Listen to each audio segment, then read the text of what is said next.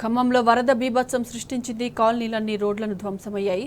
ఇండ్లలో బురద మొత్తం పేరుకుపోయింది. వరద తగ్గడంతో ఇండ్లు శుభ్రం చేసుకునేందుకు ప్రజలు తంటాలు పడుతున్నారు. వరద నీటిలో ఇండ్లలోని వస్తువులు తడిసి పనికిరాకుండా పోయాయి. ఏ ఒక్క వస్తువు పనికిరాదంటున్న ప్రజలు ఆవేదన వ్యక్తం చేస్తున్నారు. కట్టుబట్టలతో మిగిలామని బాధితులు ఆవేదన వ్యక్తం చేస్తున్నారు.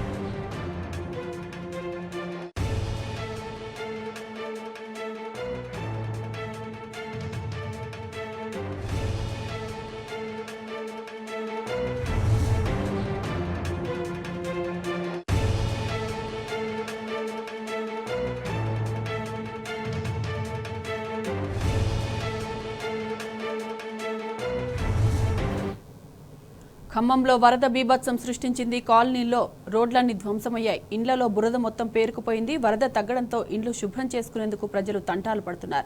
వరద నీటిలో ఇండ్లలోని వస్తువులు తడిసి పనికిరాకుండా పోయాయి.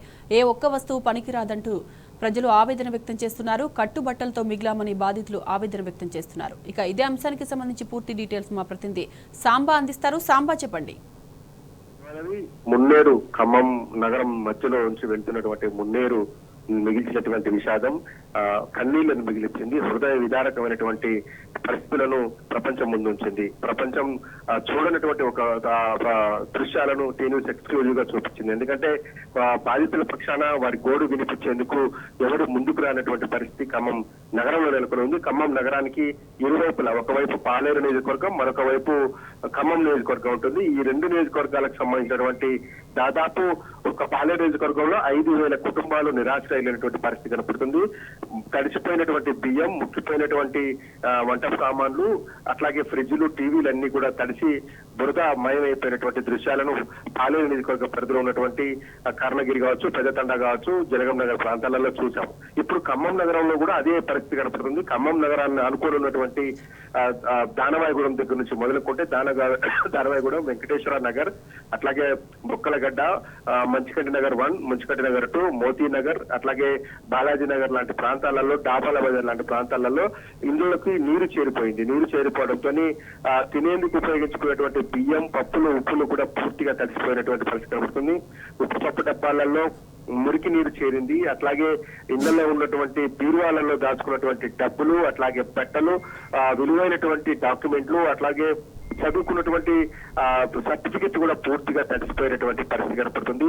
వాన నిన్న సాయంత్రం 4:30-5 గంటల ప్రాంతం నుంచి తెరిపించింది. కానీ అధికార యంత్రాంగం మాత్రం ఇంకా మొద్దు నిద్రపోతుంది. ఆయా ప్రాంతాలలో ముందు డ్రైనేజీలను క్లీన్ చేస్తే ఆ డ్రైన్ల నుంచి నీరు వెళ్ళిపోతుంది. ఆ డ్రైన్ల నుంచి తొలగించేటువంటి చెత్తను ప్రత్యేకమైనటువంటి ట్రాక్టర్ల ద్వారా ఊరికి దూరంగా పారేస్తే అదంతా కూడా పారిశుద్ధ్య కార్యక్రమం చేపట్టచ్చు.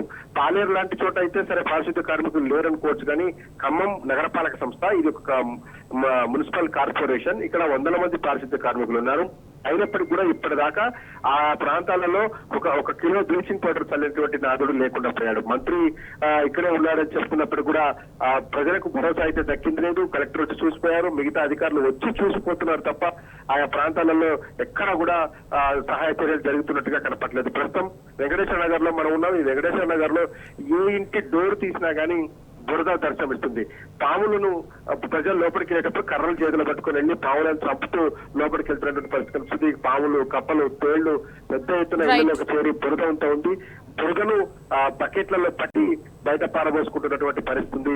ఇదంతా ఎన్ని రోజులు చేస్తే అవుతుంది. అయితే ఈ బురదను క్లీన్ చేయడానికి కూడా నీళ్లు లేకపోవడంతో ఆ డ్రైనేజ్ లో ఉన్నటువంటి వరద నీటితోనూ ఆ బురద నీటితోనే ఆ ఇళ్లను శుభ్రం చేసుకొని ఆ ఇంటిని క్లీన్ చేసుకునే ప్రయత్నం చేస్తారు.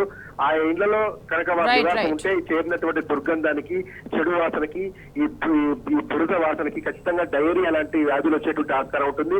ఈ నీళ్లు తాగితే ఈ ఖచ్చితంగా వాళ్ళకు వాంతులు విరోచనటువంటి ప్రమాదం ఉంటుందని తెలిసినప్పటికీ కూడా వైద్య ఆరోగ్య శాఖ స్పందిస్తలేదు. మున్సిపల్ కార్పొరేషన్ సంబంధించిన సిబ్బంది వచ్చి సహాయ చర్యలు చేపట్టడం లేదు.